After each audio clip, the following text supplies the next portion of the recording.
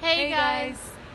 So nuair bhímar kindly bhímar ar malach dí Belgrade agus bhímar lán a foiinneamh agus lán a dóchas agus a sin shrismar Belgrade agus well thugmar faoi deara nach ramuid chun dul in éon áit ag an eile. No, ní raibh busna, no train, no taxi, no couple, no bád ag dul amach ó Belgrade agus bhímar in Éigin ag an airport.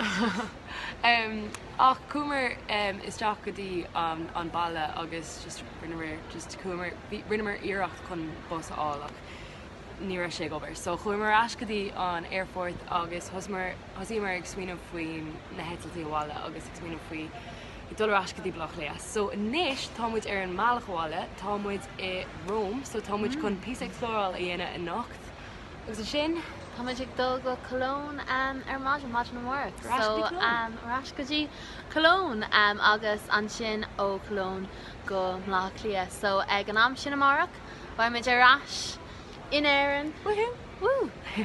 Gurna mína maigibh tásúla gin go bhain siomh taithnas as an vlog. Bhain mu na anchuid dat na was. Bhí sé ionach ar fad. Bhí sé. Slán. Slán sib.